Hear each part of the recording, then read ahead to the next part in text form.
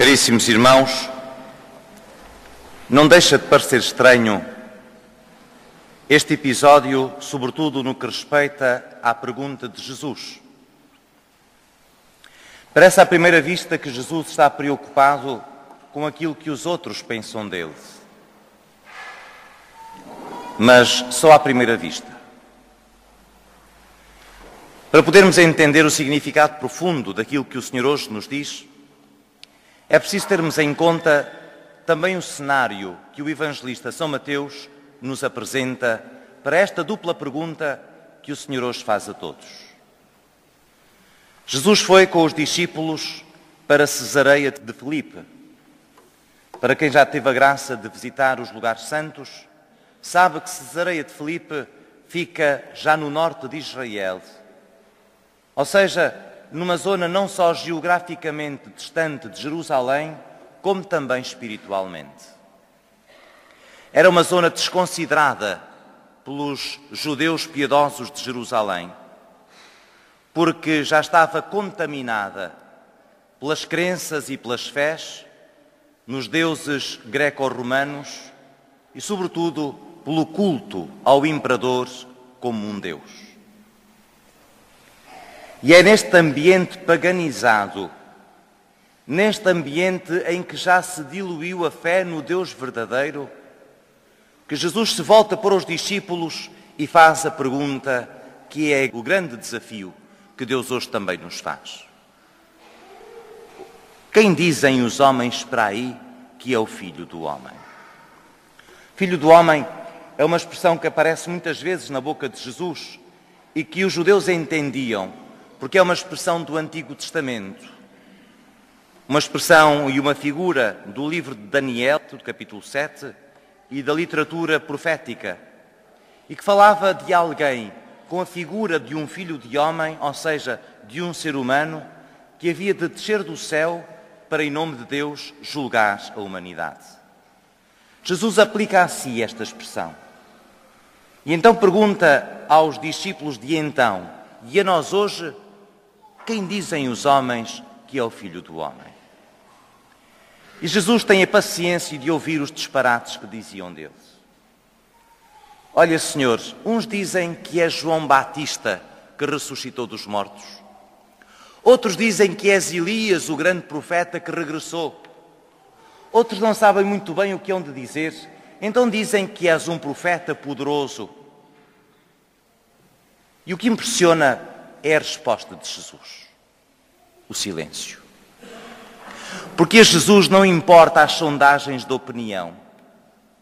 Para ele não é importante se a sua popularidade está em cima ou em baixo. Porque o que interessa a Jesus é a segunda pergunta. Ele não faz qualquer comentário sobre a resposta à primeira. O que lhe interessa é perguntar àqueles que são seus discípulos: e vós, quem dizeis que eu sou? Caríssimos irmãos e amigos, é a grande pergunta que o Senhor hoje nos faz. Neste tempo em que também nós vivemos em Cesareia de Filipe, neste ambiente paganizado, em que mesmo na religião cada um constrói uma ao seu jeito e de acordo com as suas conveniências, o que é diabólico. Hoje em dia, Deus deixou de estar no centro da fé para estar cada um de nós com as suas sensibilidades, com os seus gostos e com o seu crer. Já não é Deus que ocupa o lugar central na nossa relação com Ele. Somos nós. São os cânticos que a gente gosta. É o padre que a gente gosta de ouvir falar. É a igreja onde a gente se sente bem. Vamos à igreja apenas quando ela está vazia, porque é quando a gente se encontra com Deus e connosco próprios.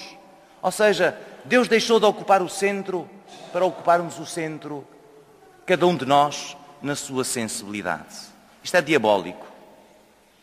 E é neste ambiente em que cada um diz aquilo que lhe apetece de Jesus, em que Jesus ouve também hoje, ao fazermos a pergunta: quem dizem os homens para aí que eu sou, os maiores disparates? O Senhor faz o mesmo silêncio, porque a pergunta que lhe interessa é a que vem a seguir. E para ti?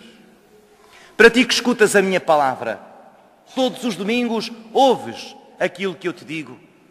Para ti que desde pequenino me segues, para ti que andas comigo, Para ti que tens sentido ao longo da tua história tantos sinais da minha bondade e do carinho que te tenho. Para ti que te dizes cristão, quem sou eu verdadeiramente para ti? Não é no mundo das ideias, não é no mundo da estratosfera, é no concreto da vida. Quem sou eu para ti nas tuas palavras? Onde é que eu estou nos teus gestos? Quem sou eu para ti na tua vida familiar? Quem sou eu verdadeiramente para ti nos sentimentos que tens no coração? Quem sou eu para ti?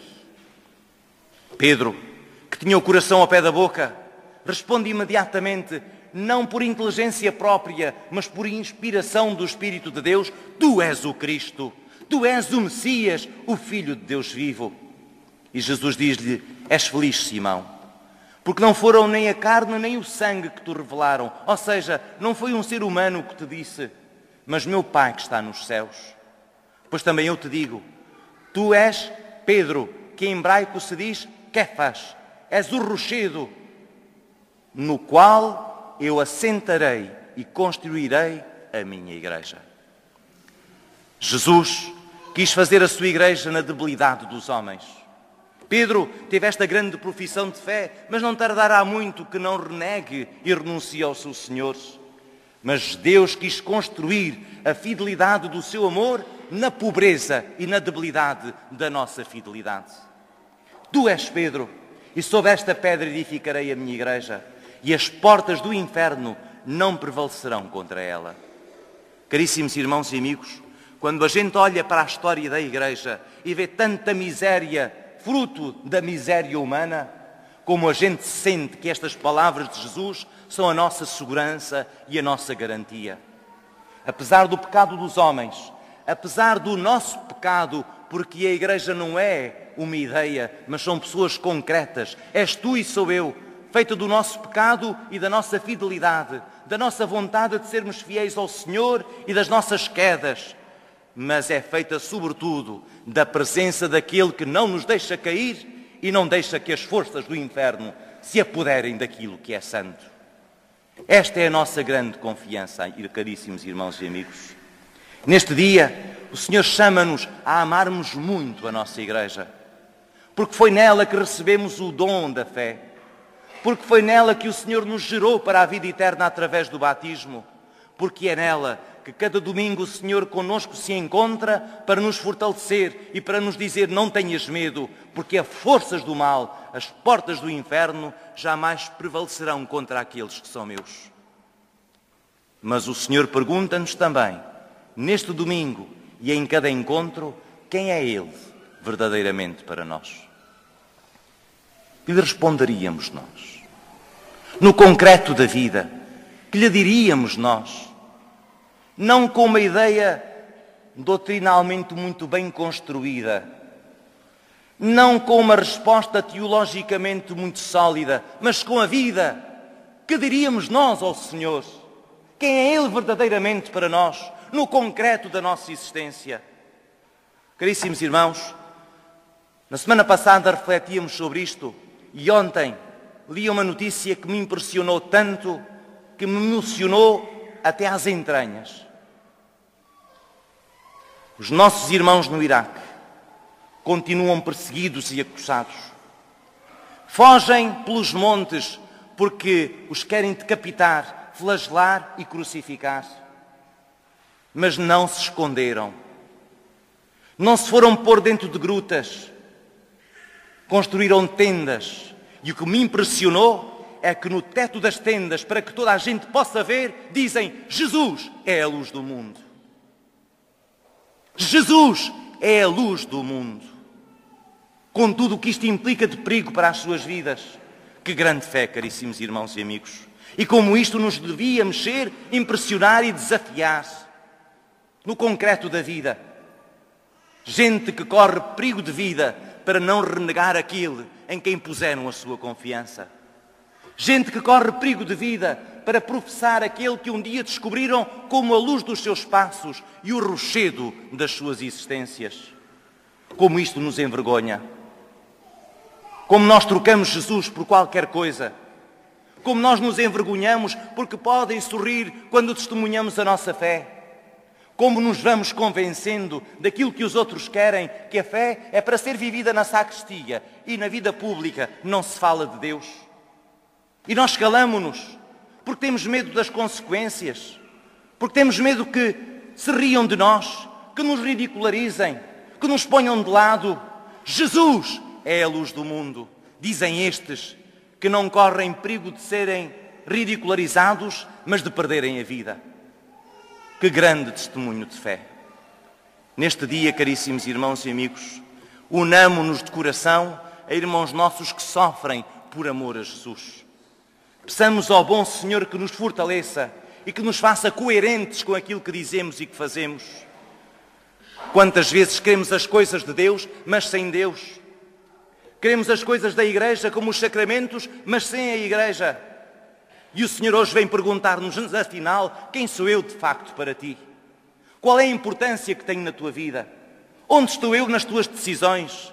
Tu que te dizes cristão, tu que dizes ter fé, sou o centro, a rocha na qual tu fundamentas toda a tua existência. Caríssimos irmãos e amigos, respondamos ao Senhor neste dia. Não tenhamos medo de lhe dizer a verdade que vai no nosso coração.